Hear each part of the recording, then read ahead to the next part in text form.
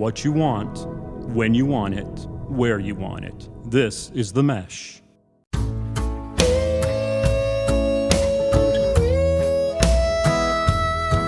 Every summer, the 4th of July brings to the United States a fanfare of fireworks, flags, red, white, and blue, and, if you live in the South, barbecue.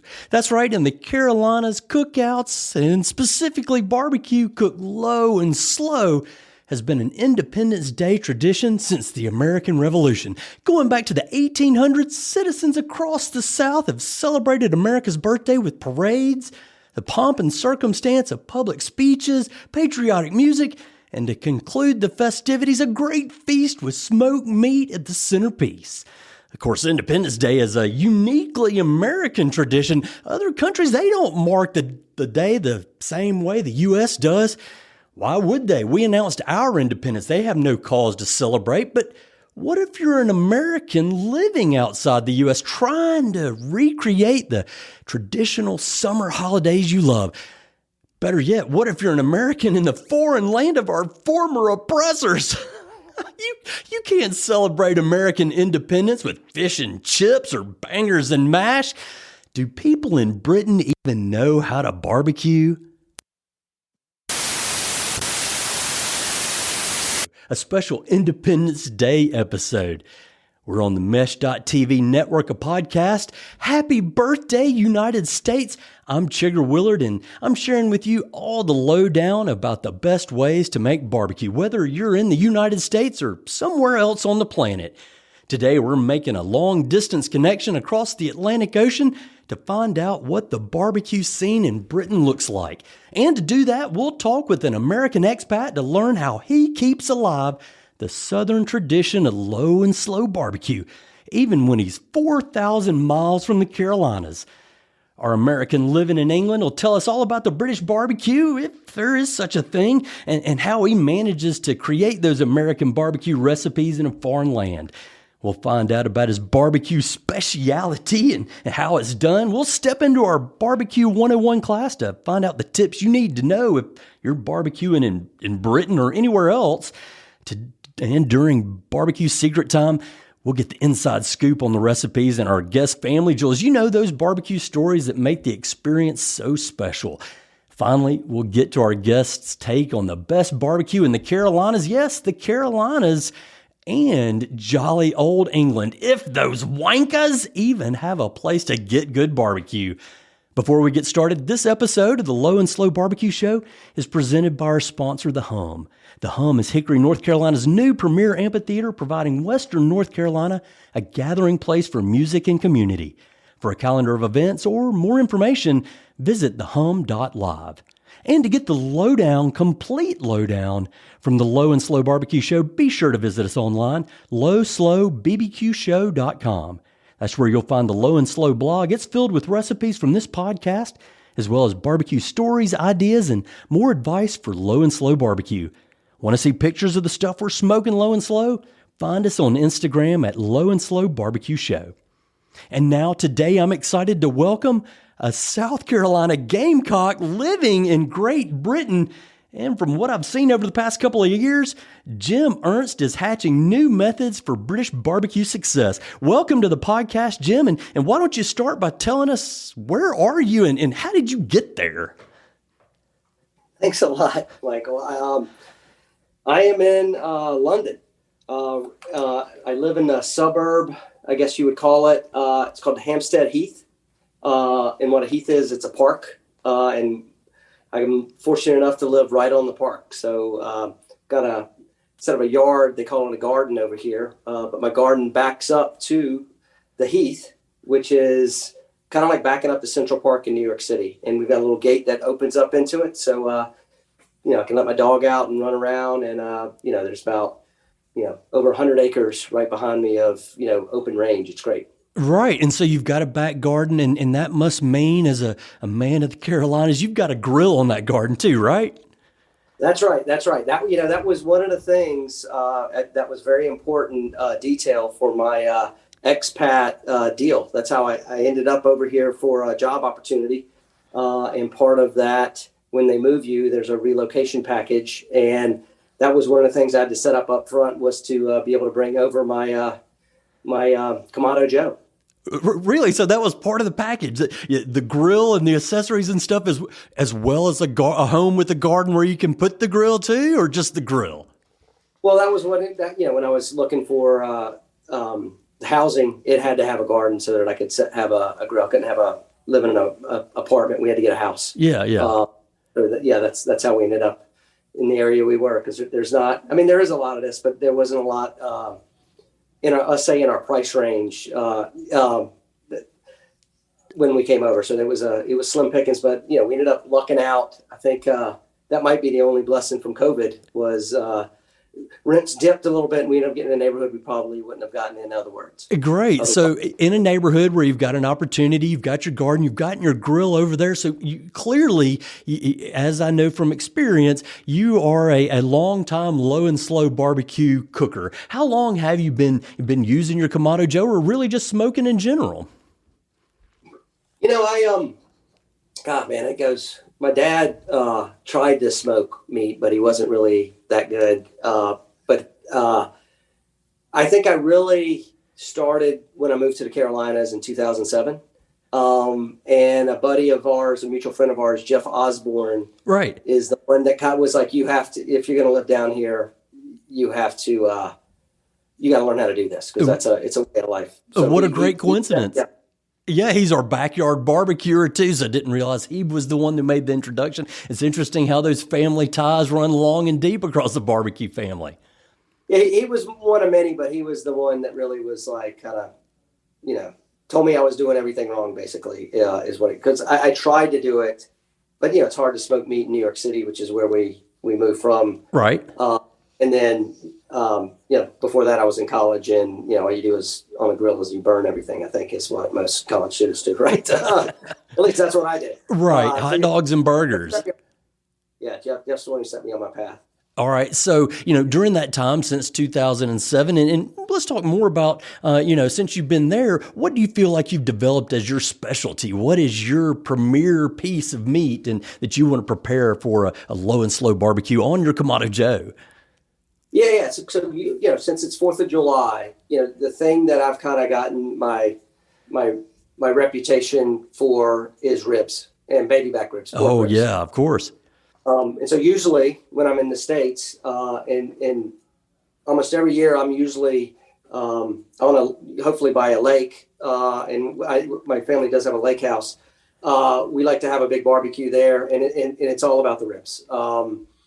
But since I ended up having to be in the UK for 4th of July this year, so I did not actually get to make any barbecue this week, but I was in the U.S. last week, and I did actually get to make my ribs last weekend. So, I did we celebrated a little early with the ribs last weekend. Well, it's certainly understandable. You get back to the stateside, do that. Well, let's talk a little bit more about the ribs in a moment. But first, tell me, you are in the UK for the 4th of July. Did you notice a lot of celebration of America breaking apart from the motherland there around London? Oh, no, the English, they don't celebrate the 4th of July. They're actually, that's like the worst day for them, because they lost their, crown jewel of their empire, right? So they really they really have that mentality. Do they all march around in black? No, they all go to Wimbledon. No, it's what they do, because Wimbledon's always at this side. So, no, they don't even think about it. Honestly, I had a couple of people. We're like, hey, I thought you were back in the States. I'm surprised you're home.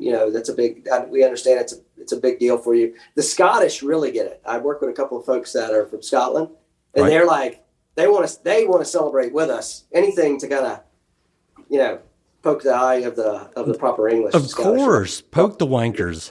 Of course. Yeah. All right. So back to the ribs, the real reason we're here. Tell me about what is your barbecue rib, the size, the cut of the meat, the weight, the treatment. Tell me how you go through preparing these 4th of July ribs that you would do on a holiday or any other summer occasion. Yeah. So, one of the good things now, I've changed my recipe since I've come over to the UK, and I actually cook ribs more now than I ever cooked them before. I get Iberian pork, which it's hard to get in the United States if you can even get it. Now, is that a pig? Is an Yeah, Iberian a pig? yeah. It's a Oh, Spanish pig. Okay. Yeah. They are free range pigs. Free And range Spanish pigs. yeah, and they are like what are considered the Wagyu beef of pork. Their meat is very marbled, and it comes from their diet. They mostly live on acorns and truffles, so they're forest grazers. And so they only come from the Iberian Peninsula, which kind of straddles Portugal and Spain. They're very strict on how they certify these pigs as well. So there's a governing body that does that, because most of the meat from the pigs all goes to cured meat. So so Iberian pork cured meat is a delicacy, throughout the world. That stuff you can see a lot in the United States. It's a lot like prosciutto. They'll have a very fine shaved meat. I find it better than the Italian pigs. It's got a higher marbling of fat, and you can really it tastes nutty almost because of the acorns. Okay. They consume so many of them, it makes it really great. So what makes that meat awesome for barbecue though is that fat content, right? Because as it cooks down, the meat just is super succulent. It almost gets like a bacon flavor. Wow, of course. I mean, yeah. So I mean, I could put nothing on baby back ribs, slow cook them, and they would still be magically delicious. But when you put a Carolina rub on it, I mean, it takes it to a whole nother level.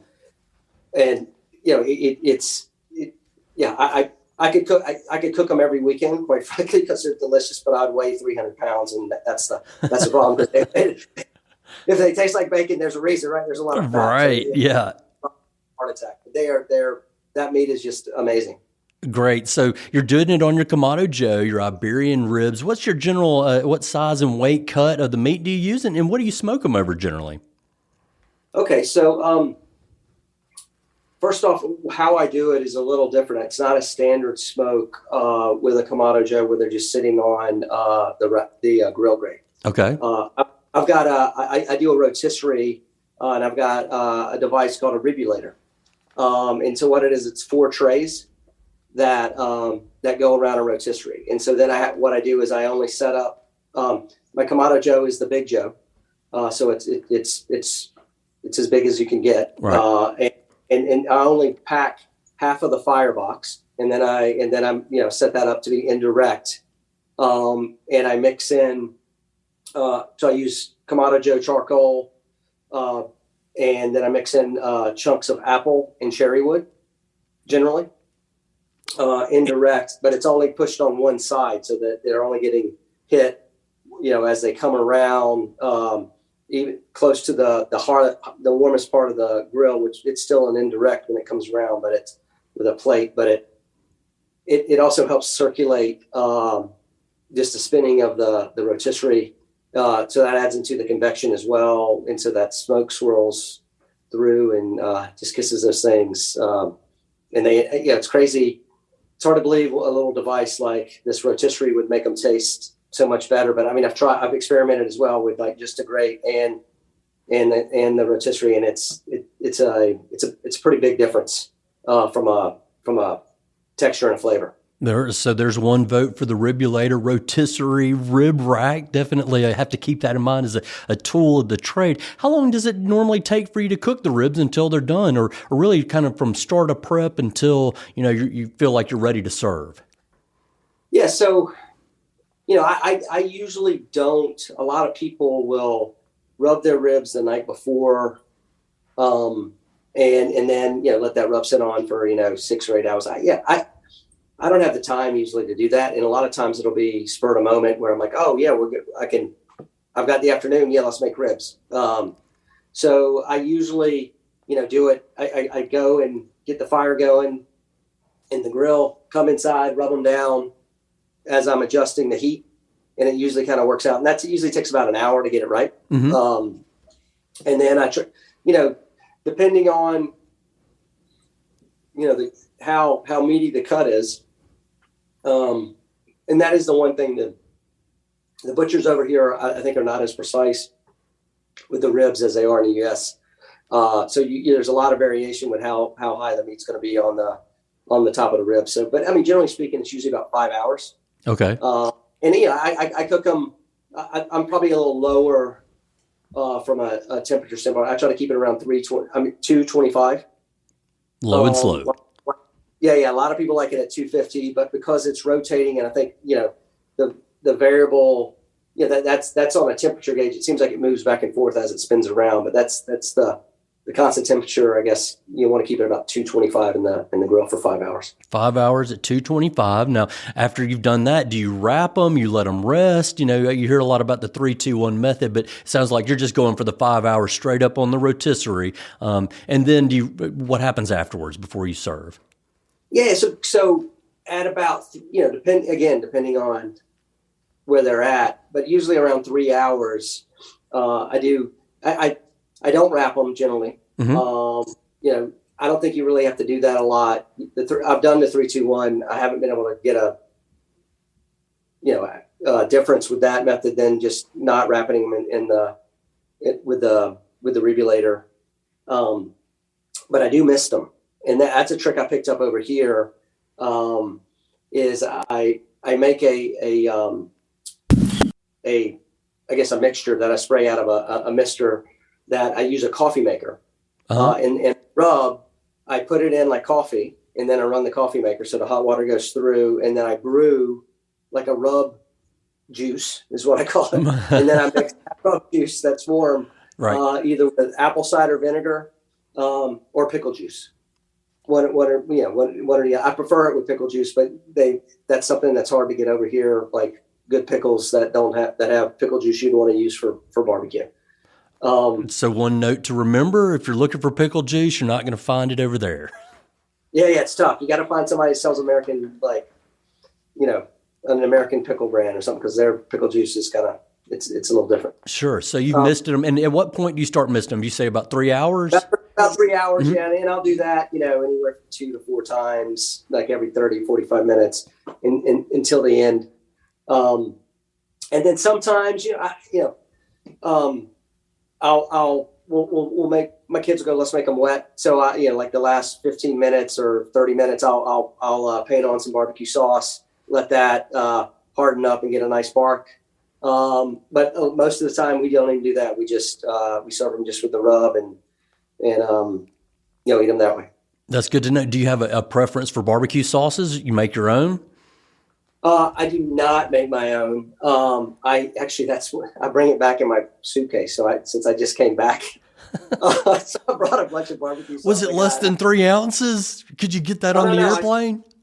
That's the check bag. So that's the kind of stuff I bring back with me from the U.S. It's a lot of barbecue sauce. And honestly, I really like sticky fingers that you can buy at the grocery store. Sure. That used to be a barbecue joint. It wasn't the greatest barbecue joint, but I love their barbecue sauce. Their sauce is good, yeah. Yeah. So I usually try to bring back some of that Memphis style or the Carolina sweet. Those are the ones we like a lot. I'll send you to the Low and Slow blog. I've got a good recipe for a Cheerwine barbecue sauce you might like. Although you probably won't find Cheerwine there. Don't tell people around the Carolinas it's like Dr. Pepper. Yeah. Okay, so tell me, since you've been over there, you've done a few mastering tips there in England as you're preparing your ribs. Are you sharing this with your neighbors in England at all? Do they get a taste of these 4th of July ribs, we'll call them? Yeah. That's one of the things. So I do have a big network of Americans over here. Okay.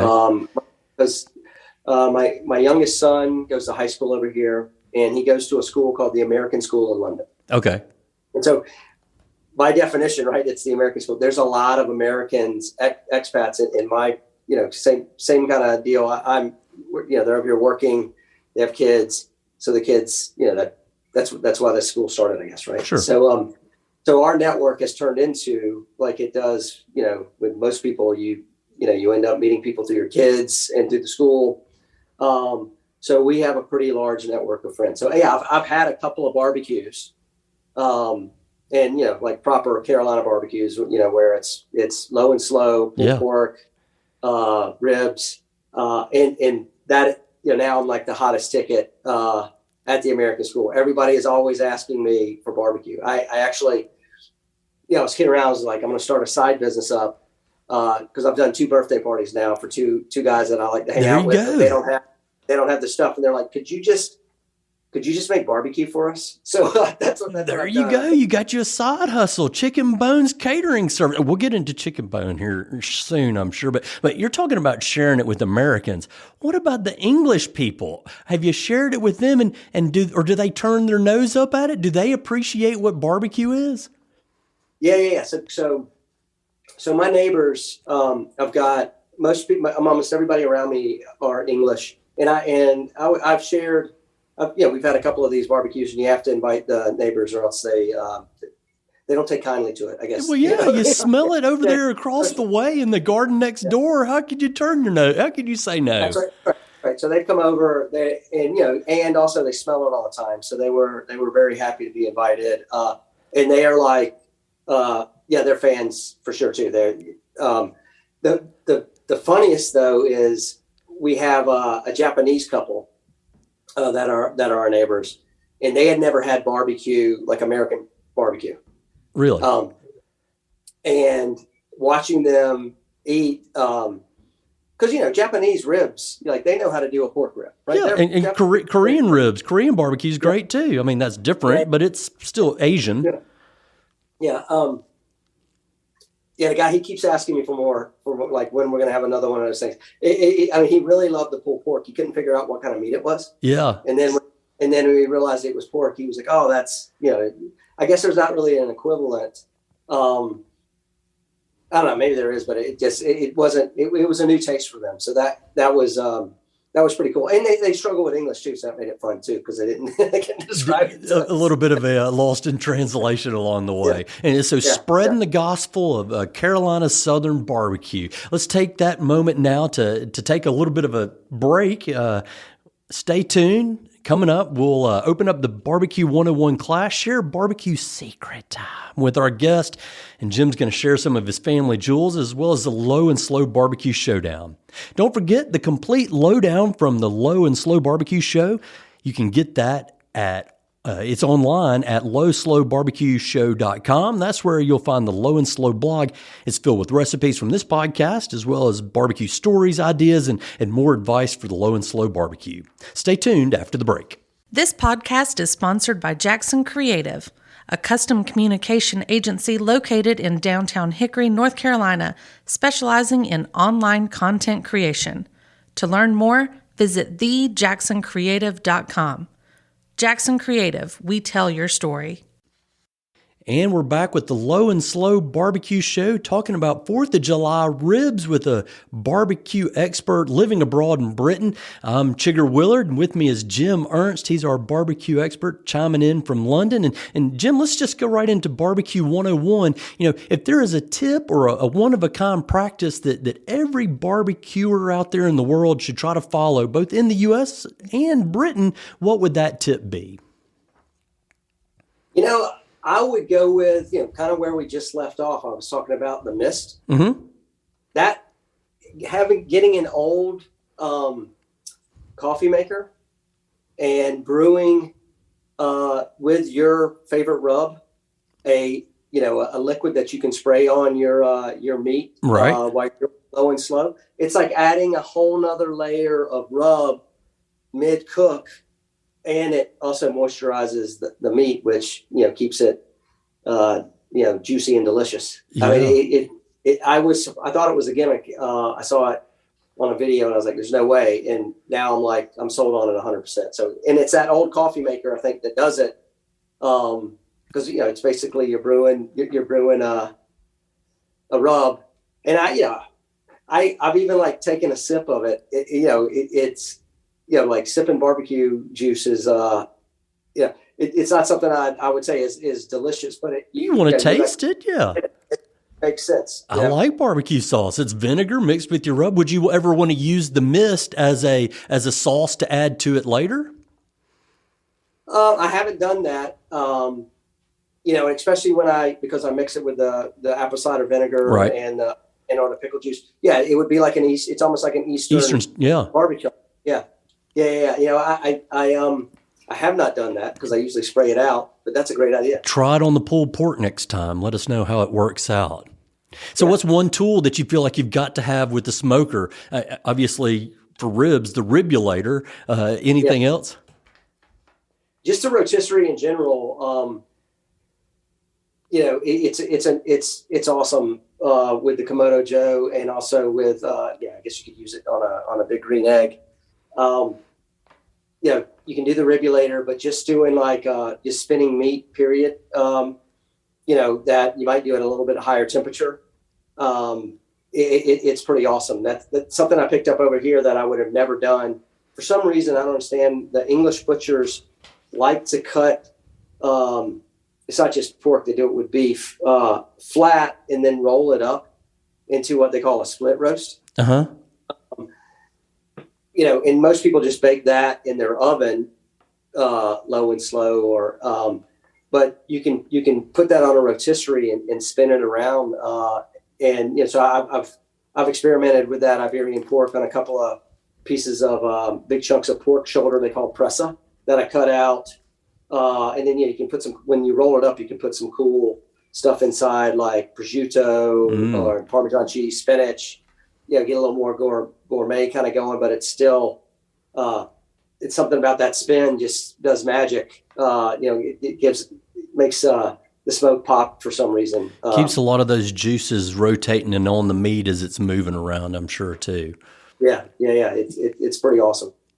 Yeah, so that's great. I want to talk more about the split roast that you've just kind of introduced here in just a moment. But first, you've talked a lot about your grill. Heck, you made it as part of your hiring package to get it over to London. Why have you chosen the Kamado Joe? Which grill do you like, and why do you feel like that's the one for you? Yeah. I mean, for years, I agonized over the decision of what grill to get for years. It was like, what big green egg or a Kamado Joe. It was really the accessories that come with the Kamado Joe.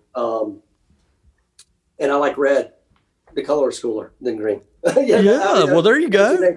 Right. But I having the rotisserie thing is super cool. I had the ribulator before that I used to use on an old Weber. So it works great with a gas grill even.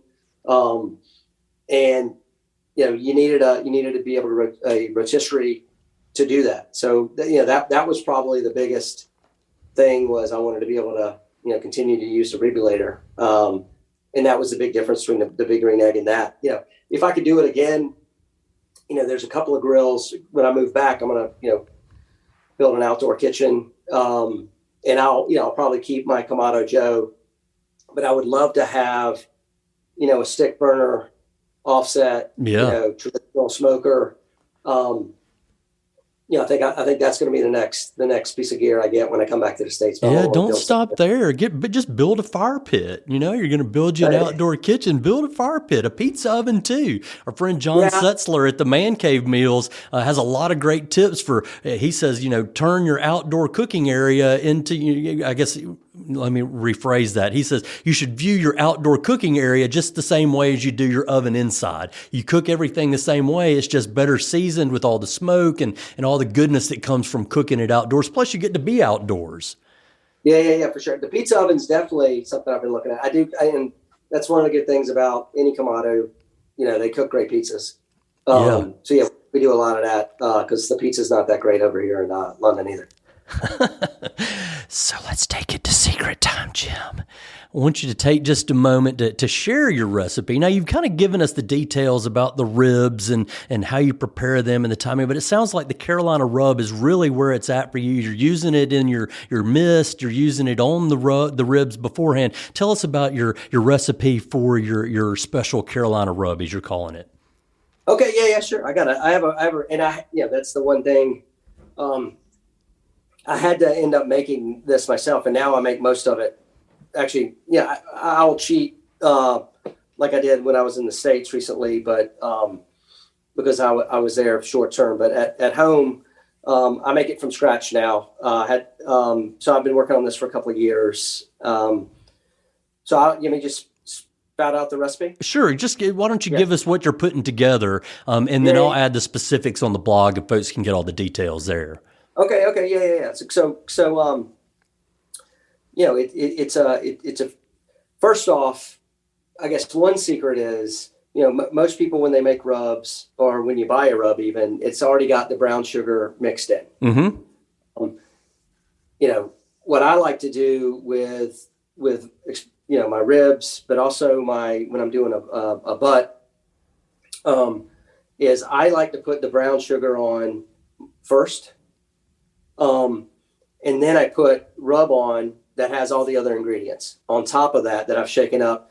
I just felt like the brown sugar, it cakes up and never get a consistency across the whole piece of meat. Interesting. When it's all mixed together. Right. So that I'll say that's a sneaky tip that I picked up on one of those barbecue shows. One of those competition guys was doing that. He was like, "This is what separates the men from the boys," and I've been doing it ever since. I think it was a good tip. Okay. The other thing is, before I rub any piece of meat, and this is the key, if I'm cooking for people that don't have nut allergies, I like to light coat of peanut oil. Mm-hmm. So peanut oil, then the light coat of brown sugar, and then the rest of the ingredients for the rub. It's paprika, salt, pepper, granulated garlic, and onion. Now I'm saying that specifically because I've yet to find powder garlic or powder or onion powder in the UK. It's granulated. I thought that was funny. There's a difference in powder and granulated? It is. It isn't quite powder. Huh. It is. And so, it all cooks down anyway. So, chili powder, which is something you got to be careful in the UK because you could get an exotic chili powder, like an Indian chili powder, right. Curry kind of. Oh yeah, and it'll light you up. It'll set your ribs on fire. Yeah. Cumin. Very important. I throw in a little dry mustard, and then cayenne pepper. And if I want to take it up another notch, I don't know if you don't have it in your kitchen, you should have some Slap Your Mama, which is just like it's a cayenne pepper mix. Yeah, hot sauce. Yeah. That's Cajun. I'll substitute that for just the cayenne pepper. I'll throw a couple of tablespoons of that in there as well, of the hot Slap Your Mama, just so that it really kicks it up a notch. Right on. So that's a great secret. And again, we'll get all the specific details in the blog there at the Low and Slow Barbecue Show, lowslowbbqshow.com. Jim, let's talk a little bit more about your barbecue history. You told us a little bit about our backyard barbecue, kind of pulled you into this thing, and you've gotten interested since then. What's kept you smoking low and slow? Why do you enjoy doing this? Wow, that's for me, it helps me take my mind off my day job.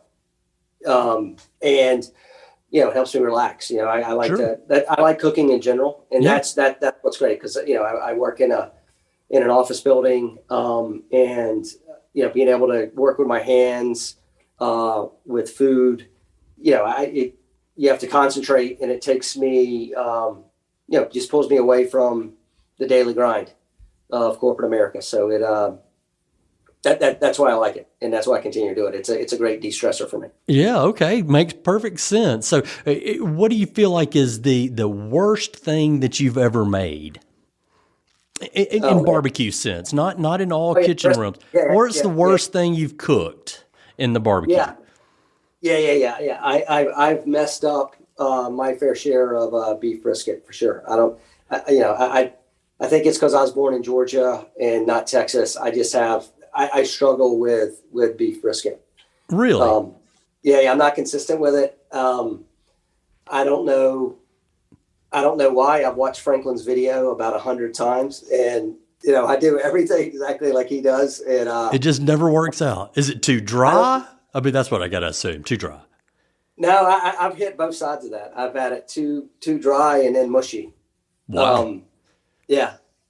Well, so you just stay away from that, right? You just stick with what you know and what you do well. Yeah, that's right. My family doesn't like brisket anyway, so it's not something that we're big on chicken and pork. Yeah, there you go. So, what do you feel like is the best that you've made? Your best barbecue ever? What was the best one? Yeah. So I if I'm going to go low and slow, it's definitely Iberian pork ribs. And, probably, a couple of times in the last 6 months, my kids were just like, this is ridiculous. And I would say it's the meat more than anything, but yeah, that stuff's delicious. But the thing that I've gotten the most accolades from my family, as well as another family, recently was that split roast I was describing earlier, which was, it was Iberian pork as well, but I'd put prosciutto, that Parmesan cheese, and then a little bit of blanched spinach. Rolled that up and put it on the spit, and then cooked that at about 325 degrees for for about an hour. So it wasn't that slow, but it actually it's about an hour and a half. I don't like spinach, and I thought it was amazing. I was worried about spinach, but for me, I was like, that's probably the best thing I've ever cooked. Yeah. Wow. Okay. So that's a good thing to kind of keep in mind. That's something that you've learned while living abroad. So somebody over there is cooking something barbecue like, even though maybe I don't know if we call that barbecue necessarily. Yeah, I don't think it doesn't fall into the bar. It's on the edge, but it's not. It's pork. That's what makes it close. That's as close, and you're cooking it in a hot environment, so you could grill it or you could oven it, or either way. I don't use oven for meat. It's going on the grill, right? But do you find many people over there own grills or do any type of cooking and smoking outdoors, or are they all doing it in the oven or hitting the chip shop? So there's a lot of people that say, yeah, I've been asked, hey, would you fancy a barbecue to come over to somebody's house? But I would definitely fancy a barbecue. Yeah. But what that means, that's like if somebody in New York City asks you, hey, you want to, hey, I'm going to have a barbecue. You want to come over? It's not what we're talking about, coming from Carolinas or just the deep South, right? Yeah. It's hamburgers and hot dogs. Yeah. They're going to turn on their gas grill and, burn some stuff. Right. Yeah. Same in London. Yeah. That's their barbecue. Yeah. That's it there. I mean, there's a few people over here that, you can order. I know a guy that has a side business where he does full pigs. Mm-hmm. And so they do them. He's got a pig cooker, but it's not like a Texas pig cooker or a South Carolina pig cooker. It's more of an open flame kind of thing. I mean, it's still pretty good. They're into the skin. They love the crackling. I mean, that's like, they're more into than actually, I think, the meat inside. And it never gets the right texture. So that they dry it out. Yeah. Well, that's interesting. Things that you learn there. So why, Jim, do we call you Chicken Bone? I used to be in a band many, many years ago. And I was given that nickname in the band because I was eating fried chicken for lunch, and my hands got greasy. And then I sat down behind my set of drums. I was the drummer without cleaning my hands properly. Right. And started playing the drums. Greasy. And slippery. And drumsticks start flying out of my hands. And there was the guy that was singing kind of was looking at me laughing. And kind of scattered out an old chicken bone on the drums. And as soon as he said that, everybody just stopped. And it was like instant. It was like, yes, you're now christened Chicken Bone. Well, in the low and slow barbecue show world, we're going to call you rib bone chicken bone. How about that? We add a rib bone on there because of the Iberian rib. So take me just a moment and we'll get to our low and slow barbecue showdown here. But first, thinking back to the Carolinas, and I know you spent time in Charlotte in that area, what is your favorite barbecue restaurant around the Carolinas, whether it's in North or South or specific to Charlotte? Yeah. I mean, the one that I used to go to that I would say was definitely my favorite. They sold their building and now there's condo on it. It was Sauce Man in Charlotte. Okay. But there's a place in Winston-Salem that I love, and if it would have been in Charlotte, that probably would have been my favorite one. Whenever I'm in Winston-Salem, I try to go to this place. It's Bibbs. Yeah, the thing I like about them is they're not Eastern, they're not Western, they're Bestern. That's their slogan. And the guy, you can either get it with Eastern barbecue sauce or okay. They weren't trying to combine it to some kind of amalgamation of the two, which I guess one is sort of the other. Yeah, he didn't discriminate between both of them, and he did. And either way, his is awesome. That's why he was called it Bester. He's like, I'm better than him on either side. It doesn't matter. And it's good. The guy definitely, the thing I look for in a barbecue place is consistency. Right. Like, and that place is like spot on consistency. That's why I like, Sauce Man too. It was always excellent. You knew what you were going to get every time you walked through there. Yeah. Let's take it to the low and slow barbecue show. Couple of quick hitters here, Jim, as we go down the list and wrap it up. You tell me your favorite pick for best Carolina barbecue style, Eastern or Western? Eastern. Why? It just tastes better, man. The vinegar makes it pop. Vinegar makes it pop. You talk about your Kamado Joe, but in general, gas, pellets, or charcoal? Charcoal. Best state in these United States for barbecue? North Carolina, man. There you go. Pork, beef, or chicken? Pork.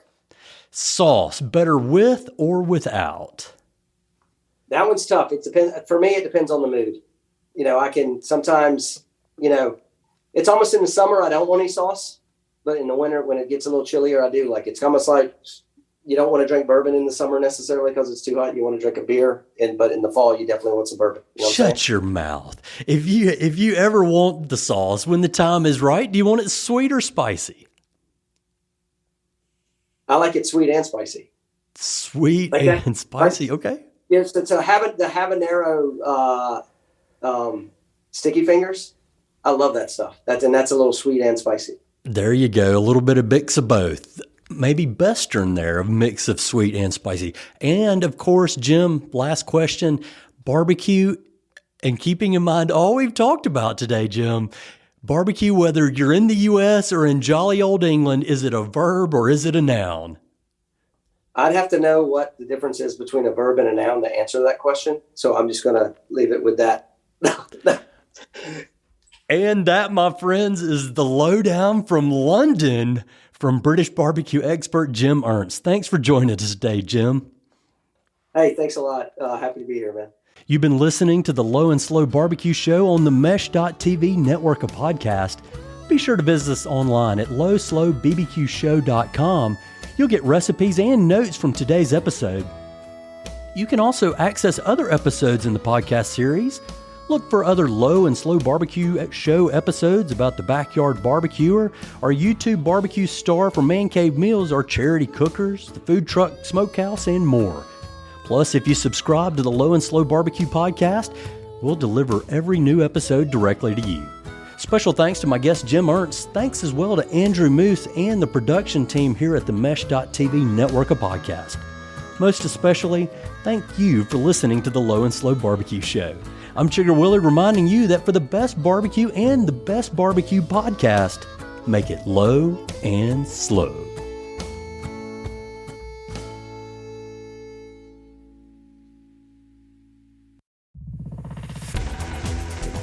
You've been listening to The Mesh, an online media network of shows and programs ranging from business to arts, sports to entertainment, music to community. All programs are available on the website as well as through iTunes and YouTube. Check us out online at themesh.tv. Discover other network shows and give us feedback on what you just heard.